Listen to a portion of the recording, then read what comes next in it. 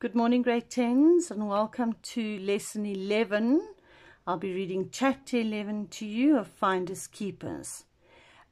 Before I do that, I need to first bring to your attention that you have been told that you can collect assignments from the school gate, and that would happen on a Wednesday, or else you could pick them up if you're a bus pupil at the bus stop, the normal time that the bus drops you.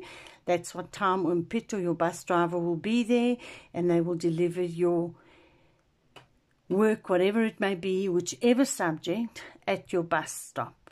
If you are not a bus pupil and you are not able to get to the school to collect the work, the assignments will also be posted on your WhatsApp group with your RCL, and it will also be posted online. So that will be the assignments. Now, for this week coming, for Wednesday the 3rd of June, I will be sending out hard copies of the following work. So be prepared for that, please. First of all, it will just be a repeat page, but it'll be a hard copy page of the work that I gave you on the 1st of April, all right?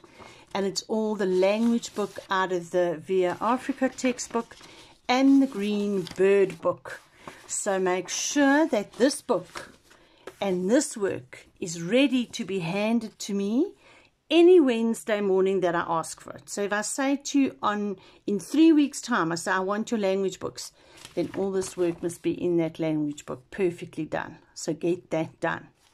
Then I will also be sending to you some work on Finders Keepers. What will I send? The first thing I will send are all the chapters 1 to 10's work that you've already got. The questions, you've seen them before. They've got the mark allocation, and they all end with the little thematic, the table on the diagrams. Oh, rubbish man, the table of the themes. So you've had all of these already. I'm going to send you a hard copy on Wednesday. Then I'm also going to send to you a pack of paper on Finders Keepers. There's a whole lot of different notes that Carol Smith put together for us. I think her classes have already got these, and I don't know about Ma'am Skeepers' classes. But I do know that I'm putting a new hard copy in for all the grade 10s. And of course, you now will have to start working through this depending on what I tell you to do with it. Then I will also be sending to you a whole pile of questions on chapter 10 to chapter 18 of the novel, because grade 10s, that is what we are going to concentrate on during our online lessons until we are finished the novel. We will be looking at Finders Keepers. So I'm reading the whole novel, chapter 1 to chapter 18 to you, and then we will come back. You will stay up to date. Every time I read, you will answer the questions. And then when you are finished with the questions, we move on to the next chapter until we finish the book. And by then, I'm hoping that we'll be back at school face to face and we can mark your work properly. If we're not back at school, I might then ask you for your literature book, and you send it to school one Wednesday, and then I mark those books. So make sure that your language book, book 1, and your literature book, book 2, that they are up to date, grade 10s. Please make sure of that. All right, then grade 10s also, you will have to do certain assignments, tasks for marks. Now, I might put one in on Wednesday, but if it's not there, don't look for it. But it'll be a word-for-word explanation of what I want you to do. And you'll do the work that I give you, and then you'll hand it in the following assignment. But you know that I'll tell you exactly when the due date is, and I'll tell you exactly what I want you to do. And the first assignment that you're going to be doing, but not yet, so don't panic, only when I give it to you and I tell you about it, you will have to do a piece of writing for me. Short transactional writing, so the shorter transactional writing, and it's probably going to be a dialogue or a diary entry, but do not panic. It's not Now it'll only be next week I'll issue the instructions. Your work, your assignment for this week is to get your language book up to date and to answer your questions in your books, your literature books on finders keepers. All right, let's do chapter 11. It's quite long, but we will read it, and if our time runs out, because now I've already been chatting for 5 minutes, if our time runs out, we will then just carry on with it in the next lesson. So in chapter 11, we know, if we think back to chapter 10, we know that Lufuno has sent her little sister on her own to the spaza shop. And she runs off delightedly because she knows that she's going to get a little treat, and she's happy to go, and that then leaves Lufuno to chat to her friends. So here we go. I'm reading to you. Please follow carefully in your own book, not here on the screen, but in your book. And then you follow when I read to you, and when I stop to explain something, you listen, and then you carry on reading in your book. And the reason why I keep telling you that is because I know my camera works bad. So to prevent you from getting extremely frustrated, you just read in your book and you don't follow on the screen. Please, grade 10s, I try my best, but oh man. So we have Lufuno now with her friends. So, says Norky, after Chalitsi is gone, there's a party at Zake's Tavern on Saturday. Some of the matric guys at school made a deal with Zake's, so he would close his tavern for a private party. I really want to go, but there's no way my parents will let me unless... Unless what? Chantal interrupts quickly. Unless they think I'm somewhere else. I have a plan. Chantal leans forward, her eyes sparkling with excitement. I feel excited too, although I know there's no use dreaming about something that will never happen. If we all say we are working at each other's houses and sleeping over, then we can sneak out. If we all cover for each other, then we can go to the party together. But where will we sleep? We can creep back in after the party. We've all got keys. Cool, says Chantal. But we'll have to be careful, eh? If we get caught, my father will kill me. Our parents should let us go. We need some fun after all, says Norky. I think of the party that Dudu and I went to. I was only at the local. It was only at the local church hall, and there was no drink. But we still got into trouble. We were so excited and nervous because we had borrowed short skirts from 2 older girls at school. We took them to the party in a plastic bag and changed quickly in the toilets. We were only 13, but we thought we were so grown up. The pastor's wife told our parents that what we were wearing was unacceptable for young girls. We were found out and punished. We weren't allowed to see each other for a whole 2 weeks, and man, it seemed like forever. Chantal pours the rest of the bottle of cold drink into our glasses as we talk about clothes, her favourite topic. Chantal is going to wear her new white jeans and a peach top with gold lettering. Norky says she can lend me a top that will go really well with my blue jeans. Norky's planning to wear black jeans and a leather jacket. She's more of a tomboy than Chantal. Our conversation turns to music as we talk about our wish list songs. Then, ultimately, to boys. And who will be there? I bet you want Mandla to be there, Lufuno, Chantal teases. Unlike Norky, she has nothing against Mandla. Norky flashes her a warning look. What? Says Chantal. Mandla is unavailable, says Norky quickly. You've seen the picture of the girl on his phone. He has her as a screensaver. But we don't know for sure that it's his girlfriend. It could be anyone. I feel sick. Norky rolls her eyes. Why do you think he doesn't look twice at any girls at our school? He looks at Lufuno, Chantal argues. Norky disregards this. I'm staring at them, my heart clenching like a fist. Lufuno, Mandla has a girlfriend. I've seen her. He has a picture of her on his cell phone screensaver. Norky says matter-of-factly. I have to tell you, Lefono, I don't want you to get hurt. We aren't sure it's his girlfriend, Chantal repeats. But it's too late, I'm already hurt. Norky and Chantal can see that I'm upset. I can't hide it. They fall silent, but then Chantal tries to make it better.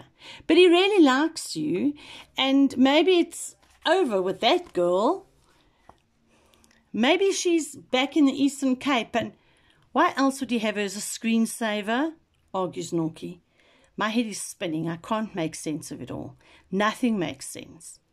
So why did he walk me home? And I blurt, and what? My face must say it all because Chantal looks at me amazed. Oh, he kissed you. Chantal says, OMG. That's bad, says Norky frowning. But you can still walk away. Mandla's bad news, Lefono. Other boys haven't been interested in me in the way that Mandla... Mandla's bad news, Lefono. There are other boys... But I don't want other boys. Other boys haven't been interested in me in the way that Mandla is. Other boys haven't been interesting to me or made me laugh as much. They haven't had the same sense of humour or made me feel safe the way he does. Have I imagined all of this? Have I misread him that badly? I realise that I've been waiting for Mandla's SMS all day and that it hasn't come. And now doubt is beginning to creep in. I try to sound light-hearted, to disguise the heaviness I feel inside as the girls chat on about who will be at the party and what happened at the last party they went to, where Cindy got drunk and had to be carried home. It is only when Chantal looks at her watch and tells me she needs to get home that I realise in panic how late it is, and that Chilitsi still hasn't returned from the spaza. We run out of the house and up the road. The sun is setting and soon it will be dark. Where are you going in such a hurry? Ricardo shouts after us. But we don't stop. I run like the wind. Chantal and Norky on my heels. But Chilitsi isn't at the spaza. She came to buy sweets and a 1 litre, says the shopkeeper when I ask if he has seen her. When? How long ago? But he can't remember. Maybe half an hour, maybe an hour. We run up and down the streets near the spots calling for Chilitsi. People come out to watch, but nobody helps. No one has seen her. Have you seen a little girl? I ask everyone I pass, indicating her height. She looks a bit like me and she's wearing a school uniform. I don't know why I waste time explaining because everybody just shakes their head. Terrible thoughts of kidnapping and abuse race through my head. There are so many stories of young girls being abducted, kidnapped, raped and left for dead in bushes far from their homes. It's in the papers every day and on the news. What if, while we were laughing and talking about the parties, someone had kidnapped her? What if someone is hurting Chilitsi right now? Can you see this? Am I doing this properly? I hope so.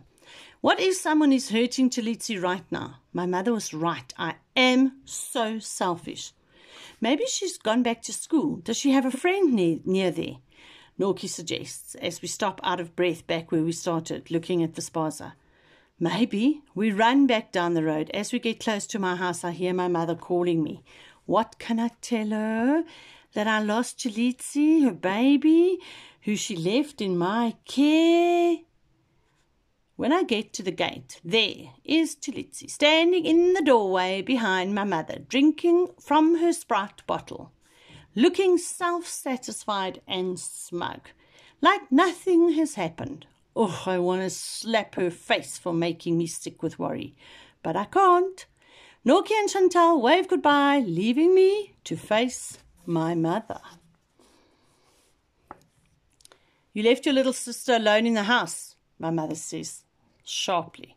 It was just for a few minutes. Sorry, I add, glaring at Chilitsi. Yes, Ma, it was just 5 minutes, Chilitsi adds. We go inside and I get changed, then join my mother in preparing the supper. Did you get a lift? I asked my mother as I help her chop vegetables. Yes, from a lady in the office at the factory. She is a kind person.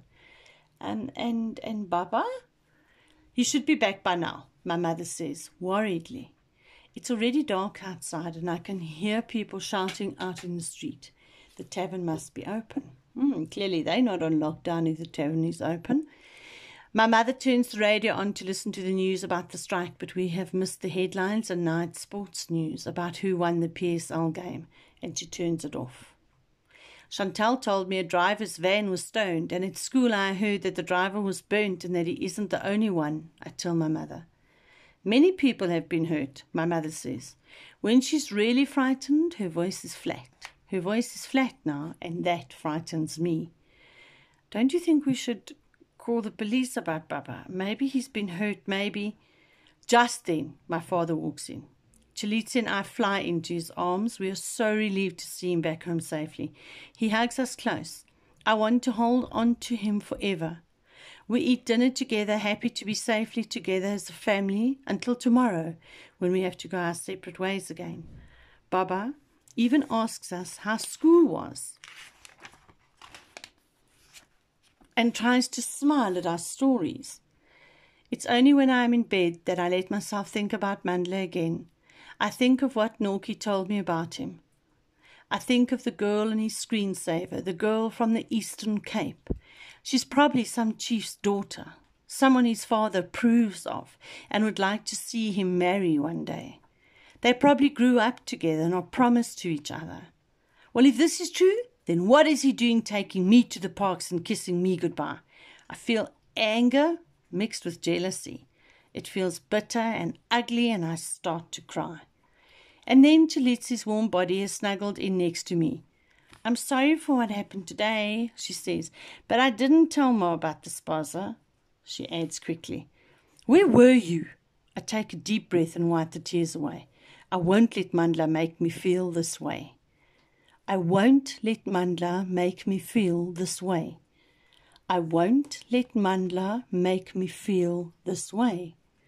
I won't let Mandla make me feel this way.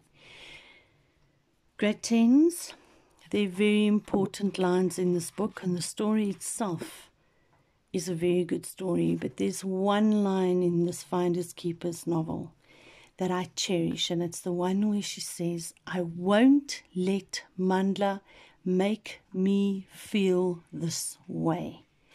And the reason why this message is so important to me, grade 10s, is that I can't tell you the importance of when you allow somebody else to influence how you feel. Nobody can make you feel something unless you're allowing it. And here Lefunu very strongly says, enough. Mandla is not going to make me feel sad. Mandla is not going to make me cry. I will do what I need to do, but Mandla will not make me feel this way. I ran back to school to give my new friend some cold drink. Movie nights? She asks softly. I won't tell Ma anything if you do movie nights. I promise. Ha! Blackmail at such a young age. I shake my head at my sister's ability to manipulate, to get somebody to do things for you, and she manipulates situations to her advantage. But her eyes are lit up with anticipation. How can I disappoint her? Lights, camera, action, she whispers. Beside me in my bed, she has me around her little finger with that sparkly pink nail polish, and I give in. It's movie nights with the fantastic, beautiful, wondrous Dudu Mkhize and Lefunu Mkwevu. I realize with shock, as I say Dudu's name, that I haven't thought about her all day. What about your new friend, Chantal and Norky? Can't they do movie nights too? No, they wouldn't understand. I take a deep breath and start. The camera starts to roll. Now remember, these are all things that she's imagining. They don't really happen. It's just a game that she plays. Her and Dudu used to play it, and little Chalitza used to listen. Now without Dudu, it's not the same for Lefunu, but she continues playing these movie sets where she pretends something is happening, but it's all make-believe. And now she says the camera starts to roll. Tonight our stars are the beautiful Petal and Mandla, the cheat. Mandla is the son of a great chief from a remote, far-away green valley in the hills of a kingdom that borders the sea on the east coast of South Africa. He has a kraal on the banks of a great river and many head of cattle. The river runs like a python through the land. His father has many wives and a homestead with thousands of huts dotted over the hills. Now, grade 10s, remember this is a movie. This is not necessarily the truth. We don't know that his father has many wives, and whether there are thousands of huts dotted over the hills, and princess daughters all in the same dresses but different colours, says Chalitsi. Yes, okay, I say reluctantly. And they wear necklaces of gold and silver and diamonds, Chalitsi adds quickly. But Petal is also from a royal family, but in a different kingdom many miles away. Petal is the daughter of Mujochi, the rain queen. Poor Petal is heartbroken. She has just found out that Mandla has been promoted to another of the same clan. She feels betrayed.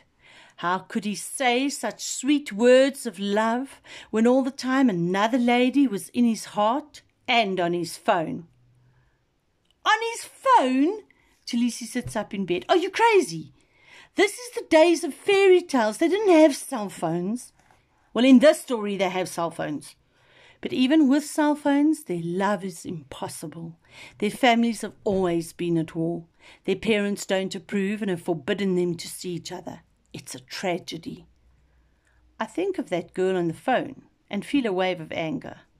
But then Petal meets another great guy.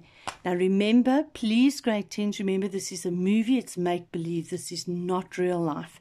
In the movie night, we now hear Lufunu telling Chalitsi, but then Petal meets another great guy who's even better than Mandla at soccer. In fact, he's in Bafana Bafana and he's rich and famous, and he falls in love with Petal and they live happily ever after. Chalitsi splutters in indignation, in anger at unfair treatment. Bafana Bafana is in a fairy tale. Oh no, that's too much. That's such a lame ending. Dudu wouldn't allow it. There's a short silence, and she adds quickly, I like the Mandla story. That was much better. You're right, it is a better one, I say. I'll do more tomorrow night. Somehow it's the tragic love affair that makes the better story, but I don't want it to be my story. Just then, my cell phone screen lights up. My heart beats like a cowhide drum as I read the words again and again. I missed you today, M. I switched the cell phone off, leaned down and put it on the bedside table. I missed you today too, I think, but I can't tell him. Not when I feel so mixed up inside. Not when he has another girl's face on his cell phone. Suddenly I am desperate to get my bracelet from him. It feels like he has a piece of me, and I want it back. Thank you, grade 10s. We will continue with chapter 12 in my next lesson. Have a good day.